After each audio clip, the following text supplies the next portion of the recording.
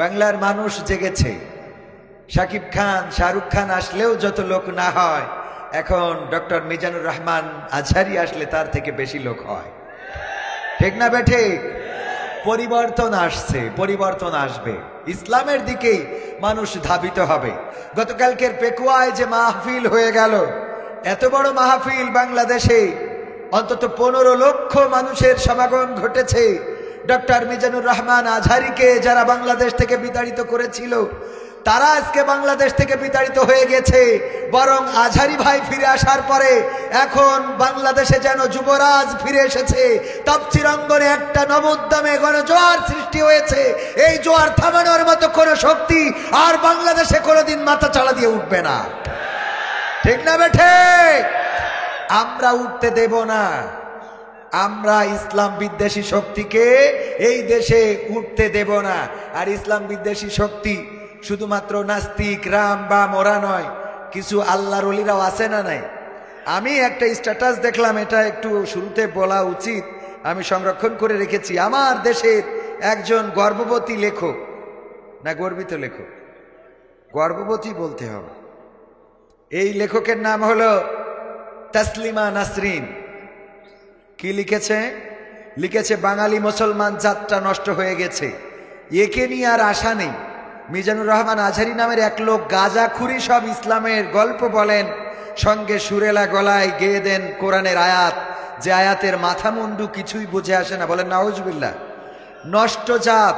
কক্সবাজারে হেলিকপ্টার থেকে নেমে আজহারি মুঘল সম্রাটের মতো সিংহাসনে বসে 2 ঘন্টা নষ্ট জাতের নষ্ট মগজ আরো নষ্ট করে সম্ভবত কোটি টাকা পকেটে নিয়ে বাই বাই বলেন।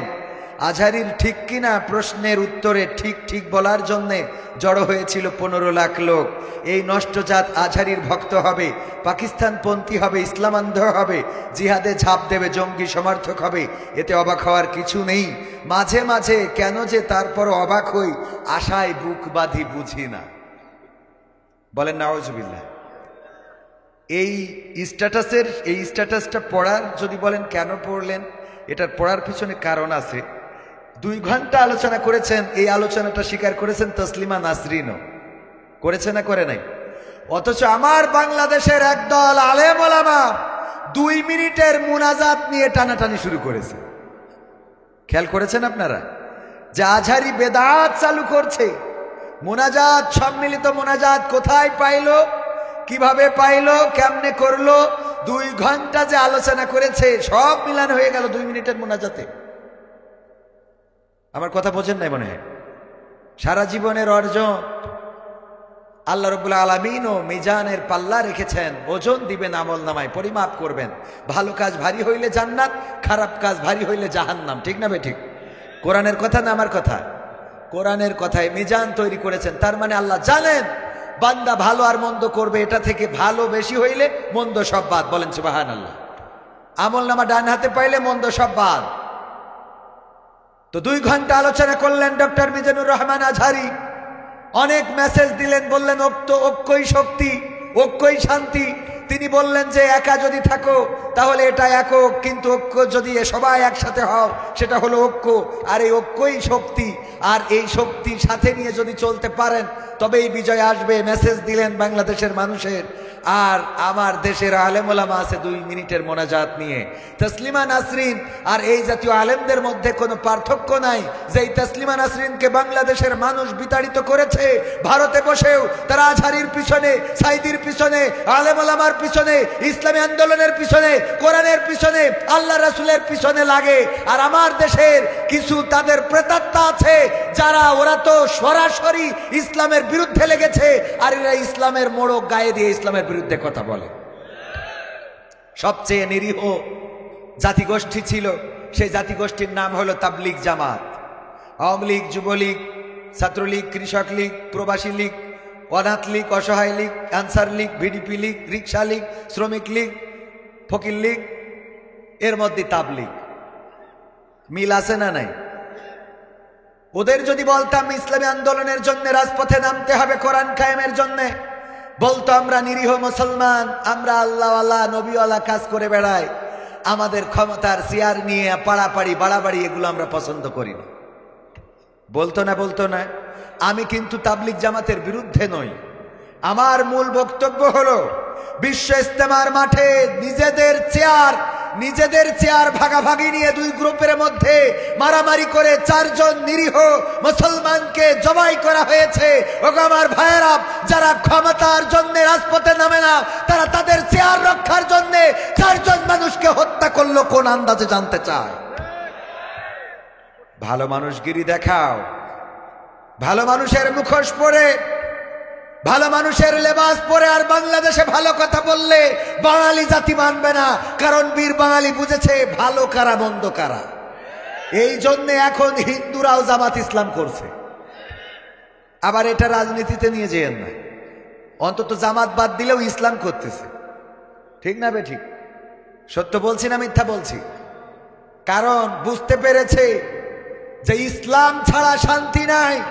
আর সেই ইসলামের সুরাত সিরত যাদের মধ্যে আছে অন্যতম যে দলটা, সেটা বুঝতে পারার কারণে এখন হিন্দুরা বলতেছে আমরা হিন্দু থাকি, তাও অন্তত এই দলের সাথে যায়। ঠিক না বেঠিক? আর আমার দেশের মুসলমানেরা কয় রাজনীতি চলবে না। ঠিক না বেঠিক? রাজনীতি চলবে না। রাসূল ছিলেন রাষ্ট্রপ্রধান। যদি রাসূলের সুন্নাত ফলো করি, রাষ্ট্রের চেয়ারের দরকার আছে না নেই? রাসূল সাল্লাল্লাহু আলাইহি ওয়াসাল্লামের সাহাবারা ছিলেন এক এক জায়গার গভর্নর, এক একটা প্রদেশ শাসন করেছেন, এক একটা ইউনিয়ন, এক একটা গ্রাম শাসন করেছেন। সুতরাং রাসূল সাল্লাল্লাহু আলাইহি ওয়াসাল্লামের সেই সুন্নাহ ফলো করলে আমাদেরও মেম্বার, চেয়ারম্যান, এমপি, মন্ত্রী হওয়ার দরকার আছে না নাই? তো এটা তো রাজনীতির কথা নয়, এটা রাসূল সাল্লাল্লাহু আলাইহি ওয়াসাল্লামের তরিকা। আল্লাহ রাব্বুল আলামিন সেভাবেই পাঠিয়েছিলেন। হুয়াল্লাযী আরসালা রাসূলাহু বিল হুদা ওয়া দীনিল হক লিইয়ুযহিরাহু আলা দ্বীনি কুল্লিহি ওয়ালাউ কারিহাল মুশরিকুন কাফিরুন। কয়েক জায়গায় কয়েকভাবে এসেছে। সম্মানিত ভাইয়েরা, আল্লাহ রাব্বুল আলামিন বললেন আমি রাসূলকে পাঠালাম সত্য দিন সহকারে, যেন তিনি সকল মতাদর্শের উপরে আমার দিনকে এবং হেদায়েত সহকারে, সত্য দিন এবং হেদায়েত সহকারে পাঠালাম, যেন সব মতাদর্শের উপরে কার মতাদর্শকে কায়েম করে দেখায়। কার? চিল্লায়ে বলেন কার? আল্লাহর নাম বলতে কি কষ্ট হয়? কবরে যাওয়ার পরে প্রশ্ন করবে মান রব্বুকা, প্রথমেই তো বলতে হবে রব্বি আল্লাহ। আপনি ওখানে বলতে পারবেন না মান রব্বুকা মাই শেখ হাসিনা। হবে? কাজ হবে? মান রব্বুকা নরেন্দ্র মোদী। অনেকের তো রব নরেন্দ্র মোদী মানে না। রব মানে কি? রব মানে কি? প্রতিপালক, ইলাহ, এই জাতীয় মালিক। আমাদের যাদের আল্লাহ মালিক, আমরা বিপদে পড়ি, মুসিবতে পড়ি, বাংলাদেশের মধ্যেই থাকি, কারণ জানি এখানেও আল্লাহ আছে। ঠিক না বেঠিক? আর যারা মনে করে বাংলাদেশে আল্লাহ নেই, একমাত্র ভারতে আছে, তাহলে তাদের আল্লাহর মধ্যে পার্থক্য আছে। কথা কয় না? তারা যদি রব হিসাবে আল্লাহকে মানত, তাহলে কারাগারের জেলকে ভয় পেত না।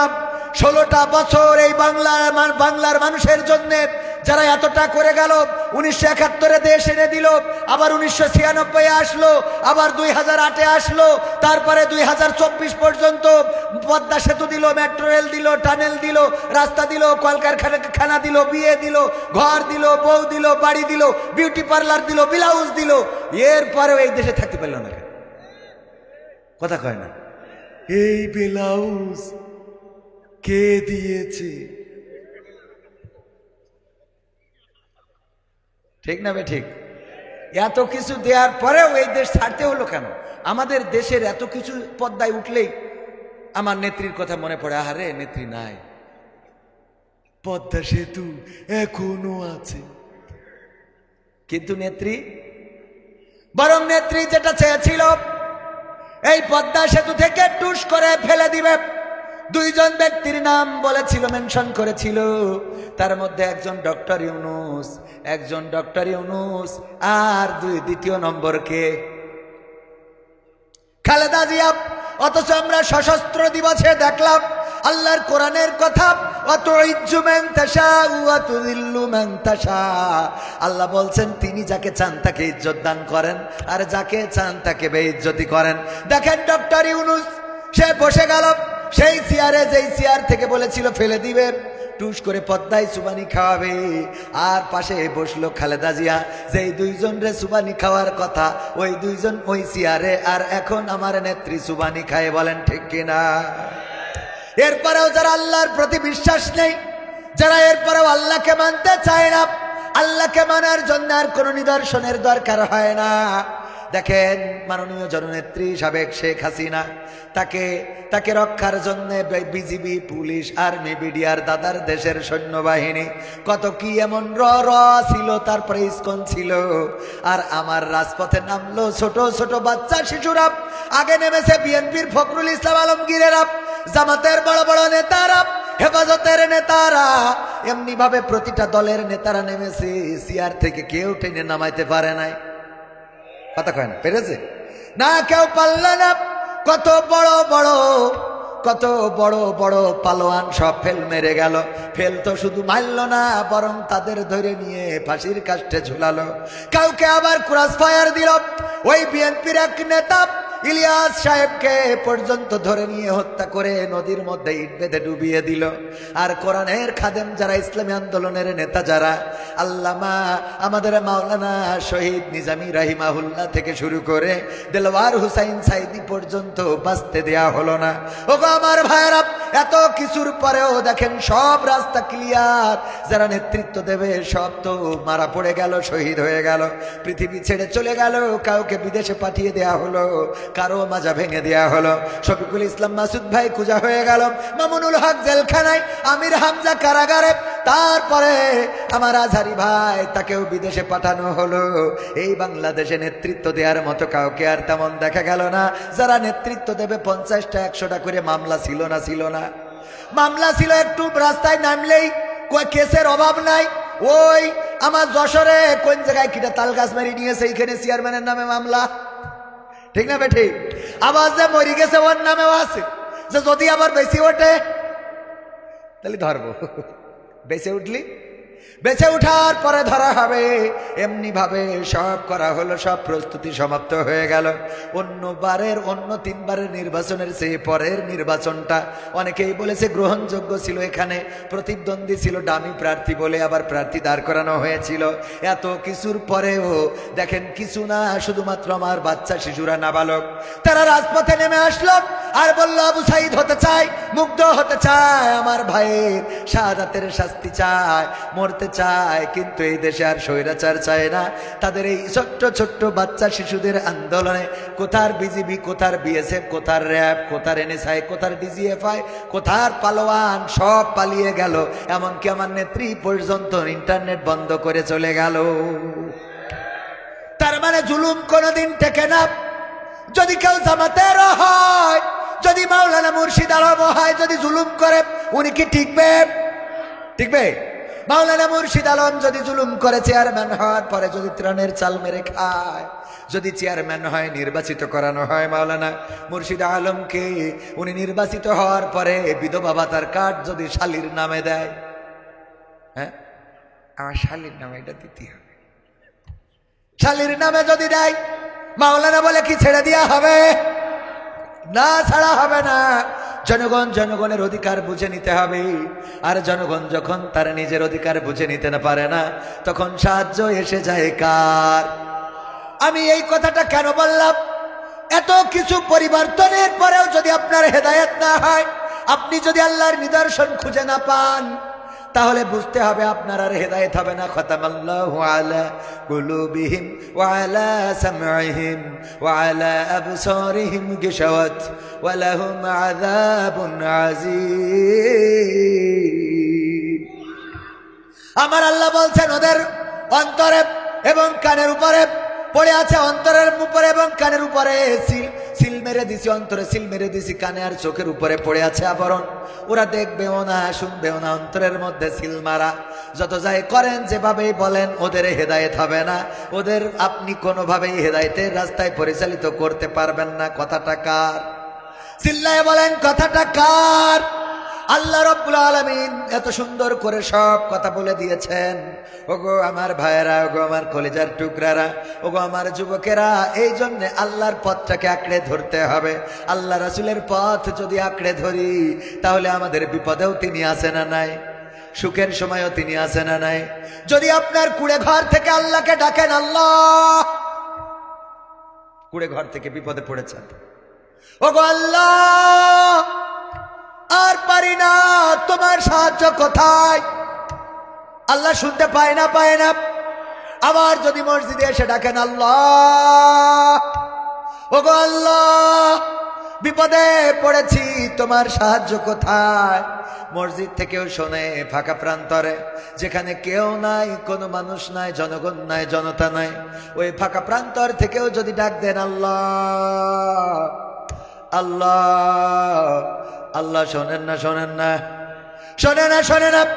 অথচ বিপদে পড়ার পরে হঠাৎ রাত 12টার সময় যদি আপনার শরীরটা ধরে নেন যে স্ট্রোক করবেন এমন অবস্থা, দম বন্ধ হয়ে যায়, অথবা চোখে ঝাপসা দেখতেছেন, উঠতে পারছেন না, মাথাটা ঘুরানি দিয়ে পড়ে যান, এর জন্য ডাক্তার যদি ডাকতে হয়, গ্রামে যদি ডাক্তার থাকেও তাও 5-10 মিনিটের দরকার আছে না নাই?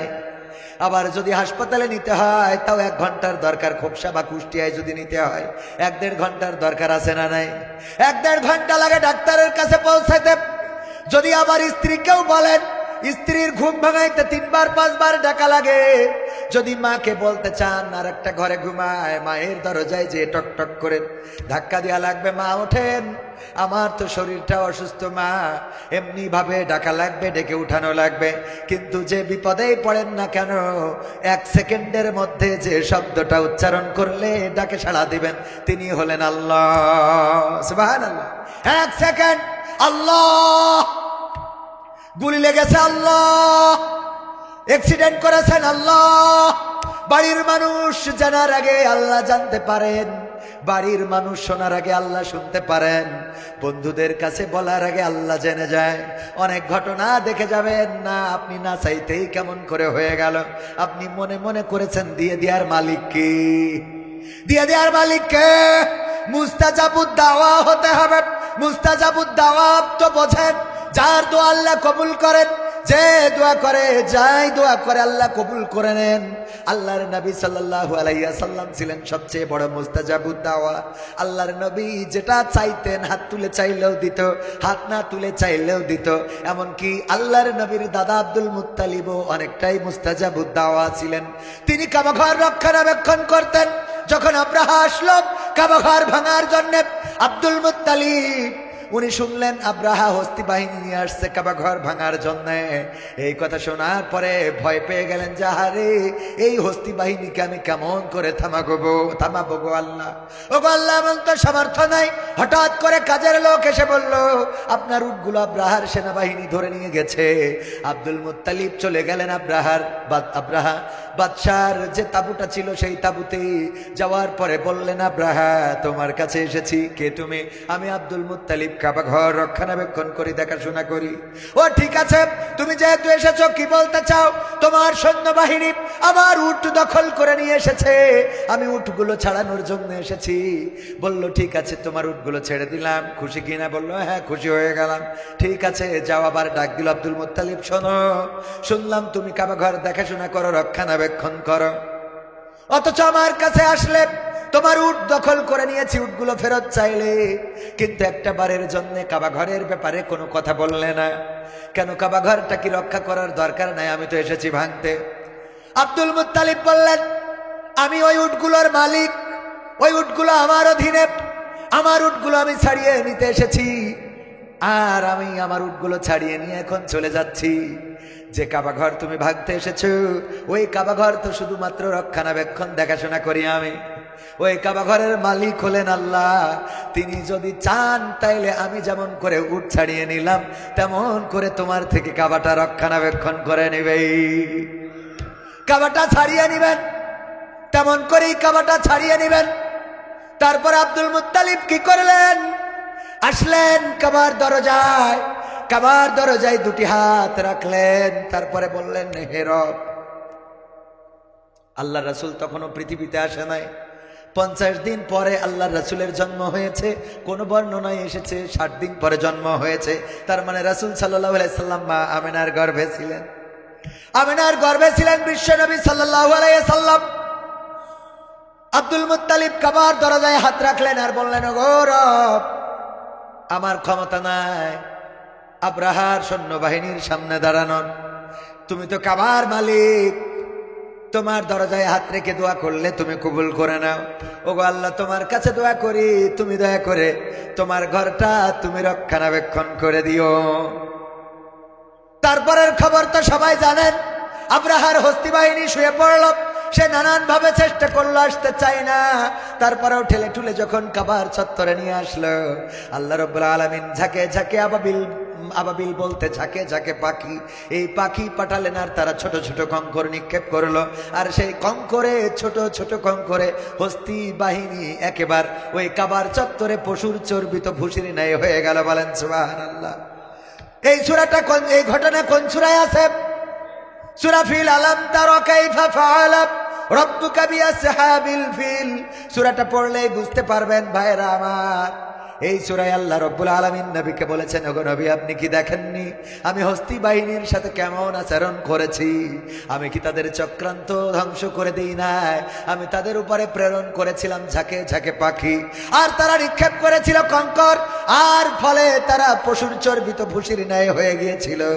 তেমনি ভাবে এই বাংলার জমিনে যারা জুলুম করেছে, অন্যায় করেছে, অপরাধ করেছে, আলেমদেরকে জেলে ভরেছে, যারা কোরআন হাদিসের কথা বলে তাদেরকে নানান ভাবে নির্যাতিত করা হয়েছে।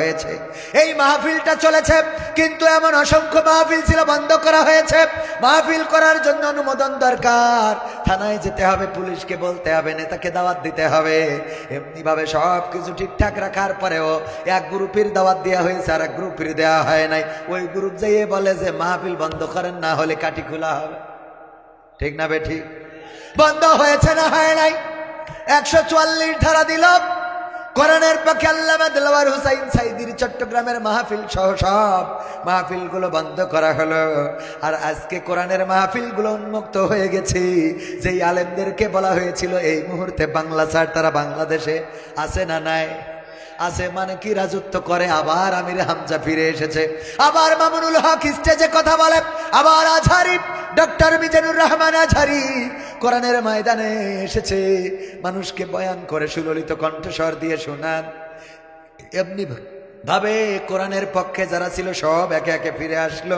শুধুমাত্র যারা মনে করেছিল এই দেশ তাদের, এই জমিন তাদের, এই বাড়ি তাদের, এই ঘর তাদের, এই নদী তাদের, এই সেতু তাদের, এই রাস্তা তাদের, আল্লাহ রাব্বুল আলামিন তাদের এমন সিদ্ধান্ত নিলেন যে গোটা সংসার ধরে নিয়ে একেবারে চলে যেতে হলো। বলেন ঠিক কিনা? আল্লাহকে চেনার জন্য আর কিছু দরকার আছে?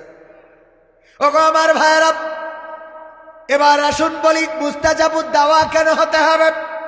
মিজানুর রহমান আজহারি ভাই ঘটনাটা বলেছিলেন, অনেকের কানে বাজতে পারে, আমিও ঘটনাটা মনে করে দিতে চাই। ওগো যুবকেরা, যারা যে স্বপ্ন দেখে, আল্লাহ যদি স্বপ্নটা সত্যিকার অর্থেই ভালো স্বপ্ন, আল্লাহর পথের স্বপ্ন হয়, পূরণ করে দেওয়ার মালিক কি? অনেকেই বলে, হুজুর জীবনে একটা স্বপ্ন ছিল যেন দিনদার ইমানদার বউ পায়, আমি যাই হই না কেন বউটা আল্লাহওয়ালা পাইছি। অথচ আল্লাহ রাব্বুল আলামিন বলছেন, যেমন পুরুষ তেমন তার রমণী। আল্লাহওয়ালা পাইছেন এটা ঠিক, কিন্তু আপনি যারে লাইলাতুল ফেব্রুয়ারিতে নিয়ে তাহাজ্জুদ পড়লেন, আপনার বউ দেখা যায় এরকম কত তাহাজ্জুদ মেরিয়েছে, এরপরে গিয়েছে। ঠিক না বেঠিক? মনে করেন না আপনি এক হাজিব, আর আপনি আর একজন রে পাইলেন, উনি মনে হয় খুব আল্লাহওয়ালা, এটা মনে করার দরকার নেই। ব্যতিক্রম হতেই পারে, তবে সেটা খুব বেশি না। ফিরআউনের স্ত্রীর নাম ছিল কি? আসিয়াকে বলল, আমি রব, আমাকে রব মেনে নাও।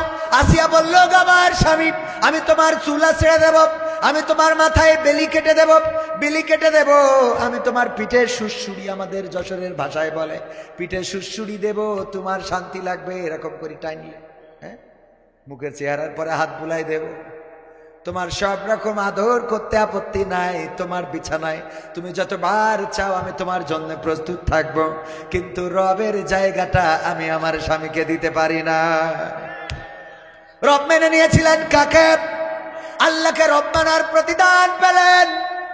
ফেরাউন এত বড় শাস্তি দিল, কলিজার টুকরা সন্তানদের সাথে আপোষ করলেন না। আসিয়া আলাইহিস সালামের সামনে বড় কড়াইয়ের মধ্যে তেল গরম করে ছেড়ে দিলেন, বড় কড়াইয়ের মধ্যে, জ্বলন্ত কড়াইয়ের মধ্যে বাচ্চাদেরকে ছেড়ে দিলেন, তারপরে কাঠের মধ্যে পেরেক গাড়লেন, আর ওই পেরেকের পরে শুইয়ে দিলেন আসিয়া আলাইহিস সালামকে। তার নিজের স্ত্রী রক্তে যখন ভেসে যায়, আছিয়া সান্ত্বনা পেয়ে গেলেন। আল্লাহ রাব্বুল আলামিন আরশে আজিমে দেখিয়ে দিলেন তোমার পাশে এই যে দেখা যায়, দেখো কে। আসিয়া আলাইহিস সালাম বললেন আল্লাহ কে তা তো জানি না। বলল এই হলো আখিরি জামানার পয়গম্বর বিশ্ব নবী মুহাম্মদ সাল্লাল্লাহু আলাইহি সাল্লাম। পরকালের ময়দানে ফেরাউনের মতো জালিম তো তোমার জান্নাতে সঙ্গী হবে না, এই জন্য আখিরি জামানার পয়গম্বরকে তোমার সঙ্গী হিসাবে জান্নাতে দান করে দিলাম। ওগো আমার ভাইয়েরা, ইব্রাহিম আলাইহিস সালাম মাথা নত করেছিলেন কার কাছে? বলেছিলেন ইন্নী ওয়াজ্জাহতু ওয়াজহিয়া লিল্লাযী ফাতারাস সামাওয়াতি ওয়াল আরদ হানিফান ওয়া মা আনা মিনাল মুশরিকিন। ইব্রাহিম আলাইহিস সালাম বললেন ওগো আল্লাহ, আমি আমার মুখটা ঘুরিয়ে দিলাম সেই রবের দিকে যিনি আসমান জমিন এবং তার মধ্যে যা কিছু আছে সব সৃষ্টি করেছেন। আমি তার দিকে মুখ ঘুরিয়ে দিয়ে বললাম আমি কোনো মুশরিকের অন্তর্ভুক্ত নই। আল্লাহর কাছে যখন নিবেদিত প্রাণ হয়েছেন, ফেরাউন আগুন তৈরি করলেন, প্রকাণ্ড আগুন। সেই আগুনের মধ্যে ফেলা হবে ইব্রাহিম আলাইহিস সালামকে। এমন আগুন যে আগুনের উপর দিয়ে যদি পাখিরা উড়ে যেত, ওই পাখিগুলো পুড়ে ভস্ম হয়ে যেত। আগুনের কাছে কেউ যেতে পারে না, আরিফ স্যারও যেতে পারে না, আমার হুজুরও যেতে পারে না, মাস্টারও যেতে পারে না। কেউ যখন যেতে পারে না, বুদ্ধি করলো কি করে ফেলা যায়। ধৈর্য যদি ছেলে দেওয়া হয় তাও আগুনের কাছে তো পৌঁছাবে না। তাইলে কি বানাইতে হবে? তখনকার সময় বলতো চড়ক গাছ, এখন বলে ক্রেন। কি ক্রেন আছে না? নদীর ওই পারের মাল এপারেও দেওয়া যায় না, যায় না। নৌকার দরকার নাই, ওই পারে মেশিন লাগায়া তারপরে যখন ক্রেনে বাঁধাই দেবেন, ক্রেনটা আস্তে করে লম্বা করে পাঠিয়ে দেয়। এই ইব্রাহিম আলাইহিস সালামের জন্য যখন আগুন বানালো, আগুনের কাছে যাওয়া যায় না, কি করলো? চড়ক গাছ নামক ক্রেন বানায়া যখন উঠাইয়ে দিল, ইব্রাহিম আলাইহিস সালাম বললেন ওগো নমরুদ, আমার ভুল হয়েছে, মাফ করে দেন প্লিজ। বলেছে প্লিজ আমাকে ক্ষমা করে দেন। হ্যাঁ, কি বললেন? ফেরেশতা এসে বলল ইব্রাহিম, তোমার জন্য আসমানে ফেরেশতারা কাটাকাটি করে, আমরা এসেছি সাহায্য করার জন্য। ইব্রাহিম আলাইহিস সালাম বললেন আল্লাহ কি পাঠিয়েছেন? আমার রব কি পাঠিয়েছেন নাকি? বলল না, আমরা আল্লাহর কাছ থেকে অনুমতি নিয়ে তারপরে এসেছি। কেমন করে? আল্লাহকে বললাম আল্লাহ যদি তুমি অনুমতি দাও, তোমার বান্দা তোমার খলিল তোমার বন্ধুর সহযোগিতা করতে চায়। আল্লাহ রাব্বুল আলামিন বললেন যাও, তবে দাবি হলো, তবে তোমাদের কাছে আমার কথা হলো, আদেশ হলো, তোমরা যাওয়ার পরে ইব্রাহিমকে জিজ্ঞাসা করবা গো ইব্রাহিম, তোমার সাহায্যের দরকার আছে নাকি? সাহায্য করার প্রয়োজন আছে নাকি? ইব্রাহিম যদি বলে দরকার আছে তাইলে করবা, আর যদি বলে না তাইলে ফিরে আসবা। আল্লাহর নবী বললেন ওগো ফেরেশতারা তোমরা ফিরে যাও, ফিরে যাও, ফিরে যাও, কারণ তোমরা আমার জন্য যে মায়া দেখাচ্ছ, আমার জন্য যে দরদ দেখাচ্ছ, তোমরা আমার অবস্থা যা জানো তার থেকে বেশি ভালো জানেন আমার আল্লাহ। ভালো জানেন কে? এই জন্য চাকরি নাই, নেতার তেল মারার কোনো দরকার নাই। চাকরি নাই আরিফ স্যারের কাছে টাকা দেওয়ার কোনো দরকার নাই। চাকরি নাই আমার কলেজের মাস্টার, রাজশাহী ভার্সিটির মাস্টার, ওনার কাছে যাওয়ার কোনো দরকার নাই। চাকরি নাই, আল্লাহর কাছে মাথাটা নত করে আল্লাহকে বলেন দেওয়ার মালিক আল্লাহ। আল্লাহ যদি চাকরি না দেন, উত্তম রিজিকের ব্যবস্থা করার মতো অপশন আছে না নাই? আছে না নাই? ছোটবেলায় চাইতাম মাস্টার হব, ছোটবেলায় নিয়ত ছিল মাস্টার হব, শিক্ষক হব। যতবার জিজ্ঞাসা করেছে বলেছি মাস্টার হব, কারণ আমার আব্বা ছিলেন একজন স্কুল টিচার। সন্তানেরা বাবার দিয়ে প্রভাবিত হয় না? হয় না?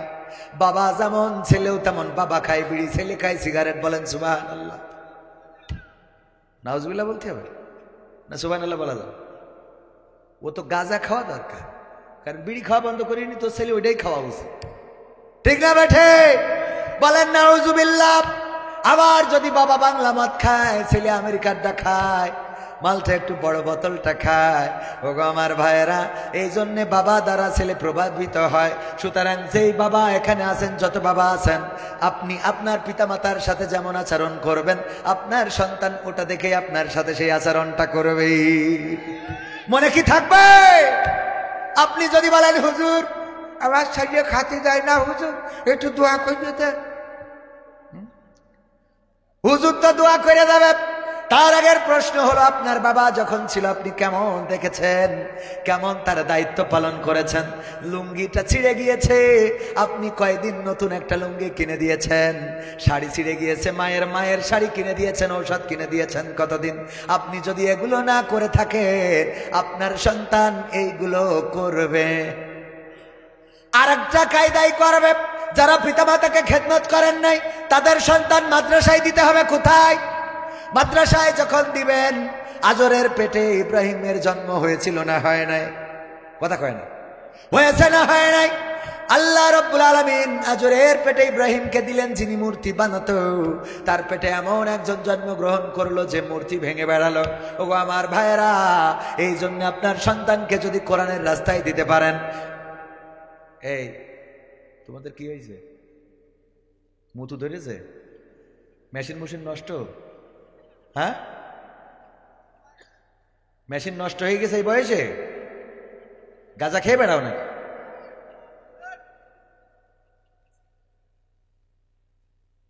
এই ওঠে কিটা কিটা দেখবে। ভালো কথা ভালো লাগে না। এখন যদি বলি আপনাদের ভালো লাগবে, বলবো ক্ষমতায় কেউ স্থায়ী হয় না, হোক না সে হাসিনা কি বারে না, সে আরটা চিরকাল থাকে না। আমরা বুঝি যে কোনটা ভালো লাগে কোনটা ভালো লাগে না, আমরা বুঝি না তা না। অনেকেই বলে এই নাট্যকার তাকে দাওয়াত দিয়েছে কেন, বলে না? শোনেন কিনা এরকম কথা? কানে আসে কিনা? আমি নাটক ছাড়াই 2 ঘন্টা আলোচনা করবো, আপনারা থাকেন, কোরআন হাদিসের আলোকেই বলে যাব যতটুকু পারি। আমি তো মুফাসসির না মুসাফির, মুসাফির হিসেবে যতটুকু হক আছে ততটুকু বলে যাব। একটা কথা বাজে কথা বলবো না, শেখ হাসিনার কথা, খালেদা জিয়ার কথা, ওবায়দুল কাদেরের কথা একটাও বলবো না, কোনো অসুবিধা নেই। কিন্তু আপনারা তো থাকবেন না। ঠিক বলছি না? ঠিক বলছে। যেই বলবো খেলা হবে, দেখেন এর মধ্যে একটা জোশ ছিল। সত্যি না মিথ্যা বললাম? ক্ষমতায় কেউ স্থায়ী হয় না, হোক না সে হাসিনা কি বারে না, সে আরটা চিরকাল থাকে না। ক্ষমতায় কেউ স্থায়ী হয় না, মুজিবুর বেশি দিন থাকেনি, জিয়াউর কেউ তো রাখেনি। মুজিবুর বেশি দিন থাকেনি, জিয়াউর কেউ তো রাখেনি। এরশাদ চলে গেছে পৃথিবী ছেড়ে, এরশাদ চলে গেছে পৃথিবী ছেড়ে, কেউ আজ তার কথা কয় না।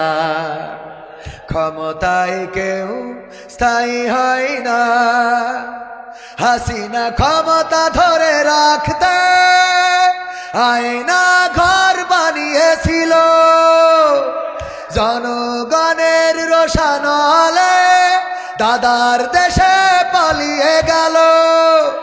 হাসিনা ক্ষমতা ধরে রাখতে আয়না ঘর বানিয়েছিল, জনগণের রোশানলে দাদার দেশে পালিয়ে গেল। ডিবি হারুনে পাশে আর, ডিবি হারুনে পাশে আর পরিমণিদের দেখা যায় না। ঠিক না বেঠে? ক্ষমতায় কেউ স্থায়ী হয় না, হোক না সে হাসিনা কি বারে না, সে আরটা চিরকাল থাকে না। ঠিক না বেঠে? এই কথাগুলো বললে ভালো লাগে না? লাগে না? এই কথাগুলো বললে ভালো লাগে। জনাব মুহতারাম আমাদের মাওলানা মুর্শিদ আলম সাহেব, ওনার সাথে মনে হয় 3-4 বছর ধরে প্রোগ্রাম করছি। একসময় এর থেকে আরো ছোট মাহফিল করতাম, মাহফিলগুলোর প্যান্ডেল করা হতো কিন্তু লোকজন আসতো কম, অনেক আশা নিয়ে প্যান্ডেল করতো। আলহামদুলিল্লাহ এখন তো প্রায় প্রতি মাহফিলেই যথেষ্ট লোক হচ্ছে। তার মানে এটা কিন্তু আমাদের কৃতিত্ব না। এটা কিসের কৃতিত্ব? এটা কোরআনের কৃতিত্ব। আমরা যদি কোরআনের পথে না থাকতাম, কোরআনের পক্ষে না থাকতাম, তাহলে মসজিদের সামনে এখানে আমাদেরকে বলতে দেয়া হতো লালন সঙ্গীত গায় কুষ্টিয়ার বিখ্যাত শিল্পী, গোটা বাংলাদেশ না গোটা বিশ্বে পরিচিত এই লালন শিল্পীরে তো এখানে আনা হয় নাই, ঠিক কি না? যত বড় শিল্পী হোক না কেন, লালন শিল্পীকে এই স্টেজে কি গাইতে দেয়া হবে? হবে না, কারণ এই মর্যাদা এসেছে কোরআনের জন্য। বলেন ঠিক কিনা? লালন শিল্পীর মধ্যে নাই, এই জন্য এই মর্যাদা আসে নাই।